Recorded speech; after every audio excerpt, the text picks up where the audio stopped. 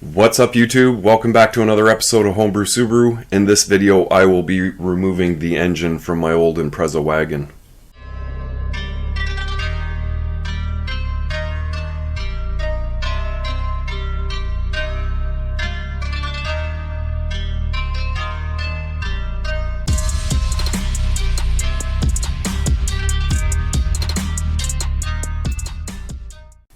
What's up everyone? Hope you're staying safe out there.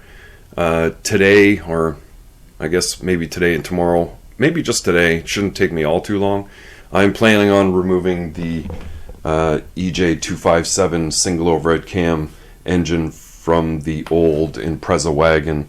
This engine will make its way into the newer Impreza RS that I have, but it's going to sit on the side for a while. I've got some other things that I need to get done, like the 240 needs to be prepared for the summer, so after this car gets stripped, the 240 will come back in and I'll start working on it. I'm kind of set up. I've still got the crane in the back. I can make some room over here. I can take some tires and kind of stack them on some other tires back there.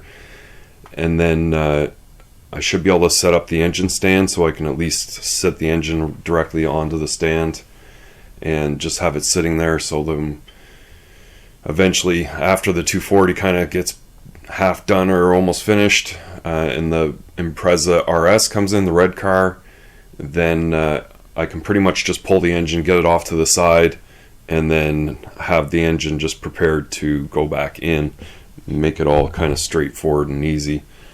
I've still got this KA block.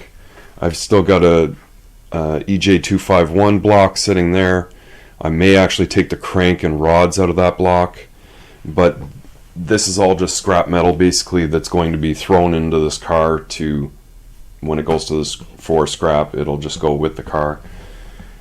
So it's not going to take me very long to do this.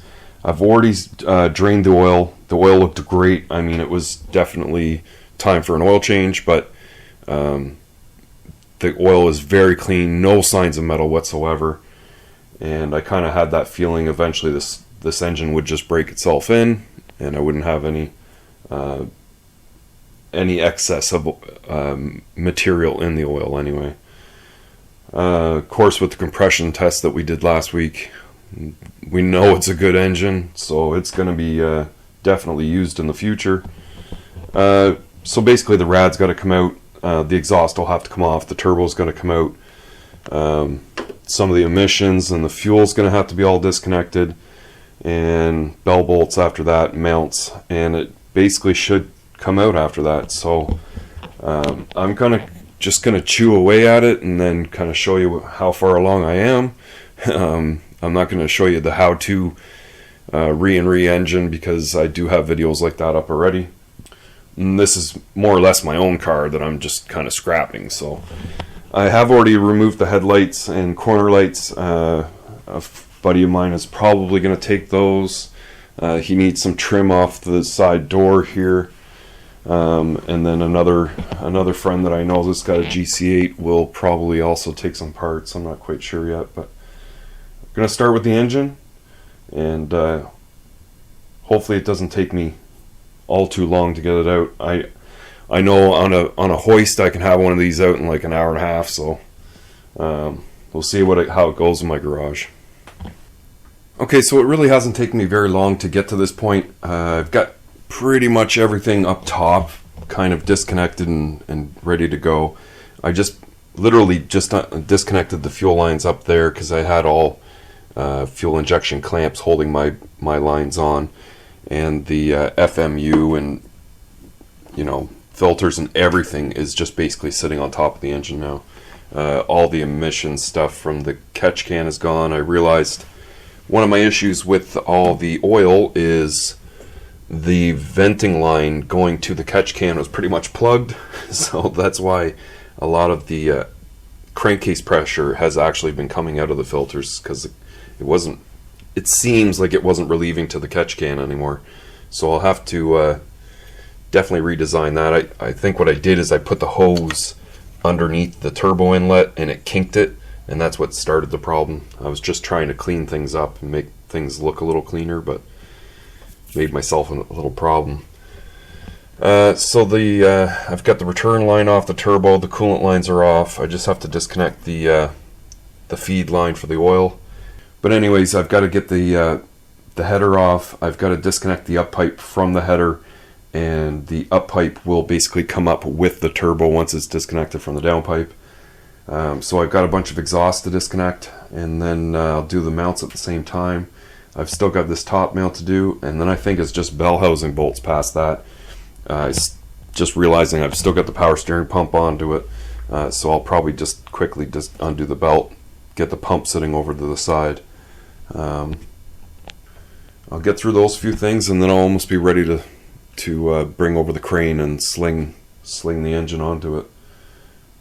So I am pretty much there. I've got the starter is out, the power steering pump is off to the side, the header is off, the up pipe and turbo are out.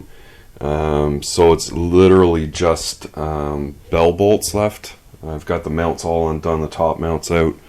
The header is quite stained, but I don't know if I'm going to attempt to clean it and re-spray it, or just maybe wrap it or leave it as is. I'm not sure. The up pipe, it started to rust a little bit, but that's just from my my welds.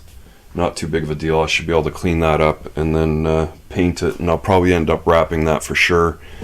The thing with the up pipe is the way I designed it is it literally wraps around CV boot, and I think that's what kind of took out the axle on that side before, that right front axle. Not that the boot was like burned through or anything. It's just I think it's probably overheating the grease a little bit, and it's just not lubricating the way it should be. So yeah, it's just a matter of taking out the bell bolts, bringing the crane over and strapping it up, pulling it out, and then I'm going to try and rig it up on the engine crane and get it pushed off to the side.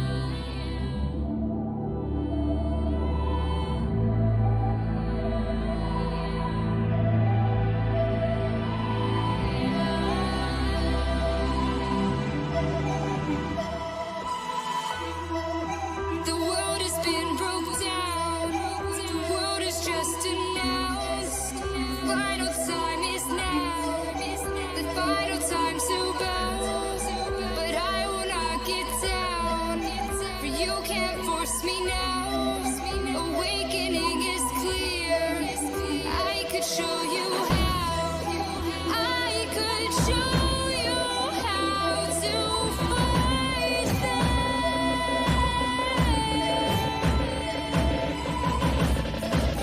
I could show you how to defeat them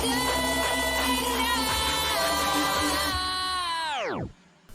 So here it is out of the car. Not too big of a deal. Did take me longer than usual. I've spent, I don't know, at least 5 hours in here. And that's only because I'm working on the ground. I've taken a ton of breaks. I'm not really pushing on it very hard. Using the crane in here with that little ledge is difficult to get the crane over the ledge, but once it gets over, I got a really nice flat surface up in here, and I can get the crane to turn around to set the engine in place. I mean, it's going to sit here for a while. The red car isn't planned to come in for a couple months almost, because the 240 needs a lot of work, and I still need to strip a lot of parts off this car. So it's going to sit here, and in the meantime, I'll order a couple things like intake gaskets, depending on which intake manifold I end up using.